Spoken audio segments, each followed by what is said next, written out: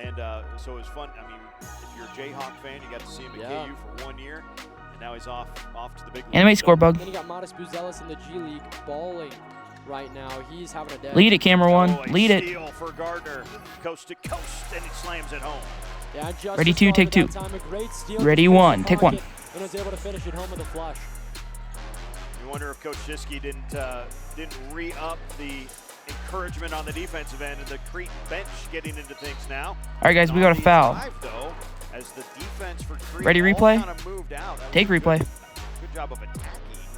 So we're going to see the dunk one more time. Good job attacking, and they call the foul. And coming back on three. Ready, three? Take three. And the second team foul of the quarter against the Cardinals. All right, welcome back to the broadcast series. Let's review so far. We started with one camera, we added announcers. We moved into multicam, we added graphics, and now replay. You will be making an impact on your broadcast and potentially on your venue video boards. With replay, every piece of the broadcast is now being used by your crew. Professionals simply level up vertically from where you are right now. So replay, we all want it. We want it quick, we want it easy, shareable is a huge bonus, and most importantly, we want it instantly. So once you start with a free hack system, you're going to want to learn how to do it easier and faster. That will come with a cost, and it will be worth it. At Striv Education, we can teach you how to use software for your replay. The difficulty comes when you start to add multiple cameras and angles, because that's when things are going to get clunky. Now, there are many ways to do replay, so it really comes down to your budget, software, and the amount of time you have to teach your students how to use the system. Over the years with Striv TV and Education, we've learned some things about replay. Number one, communication to your camera ops is vital. It's not an option, it's a gotta have. Your camera operators need to understand that their primary focus is going to be for replay. They need to be trained to lock on to the play instead of the player, which is multicam versus replay. Also, how are you going to organize your clips? Are you making highlights for halftime or postgame? Or are you doing one set of highlights for the entire night of broadcasting? So now we've got to talk about the questions that you need to answer when you're selecting your replay solution. First and foremost, what is your budget? There's free and there's very expensive. So where do you fall in that range? Secondly, how many different angles are you going to try to capture? That will depend on how many cameras you have to start with and also what type of system you will need to invest in. Third, how much time will you be able to dedicate to training on the system? Some systems are pretty easy. Click the button, there's the replay. Click another button, there it plays. Other systems need a lot more keystrokes to be able to show the replay that we just captured. To be able to do replay, do you want instant replay, or are you building a highlight package specifically for the halftime or end of game situations? And lastly, is this replay system going to be used in your venue in addition to your broadcast?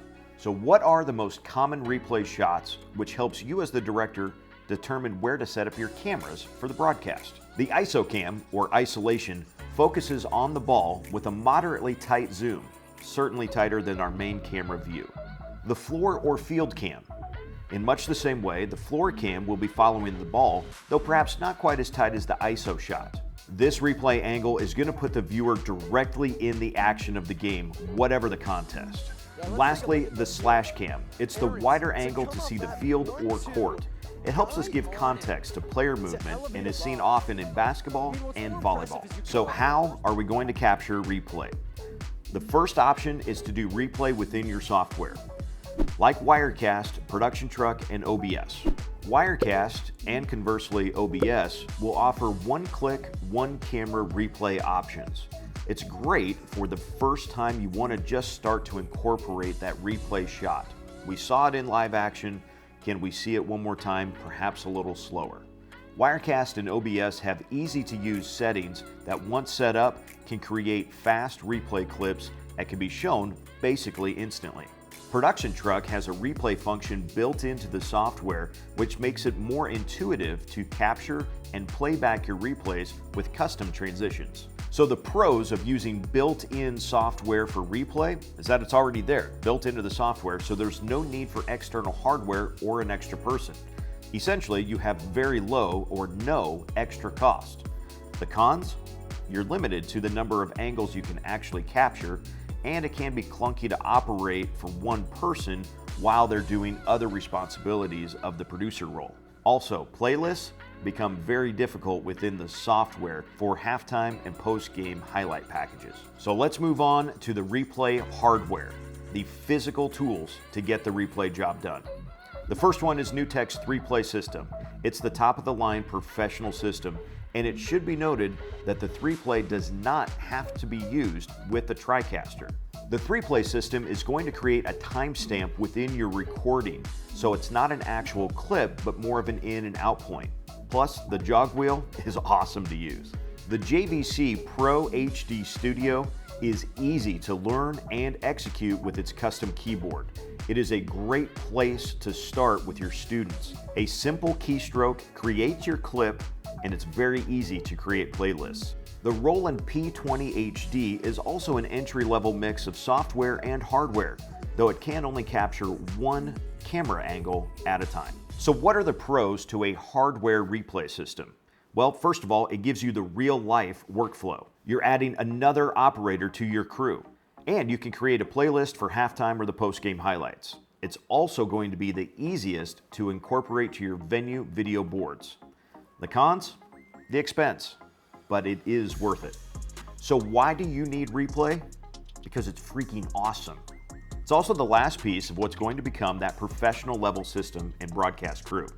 From the one camera to announcers to multicam to graphics and now replay, we've shown you all the assets that the pros use. They will scale up vertically, which means they will add more replays, more cameras, more microphones, more of everything, but these are the basic elements.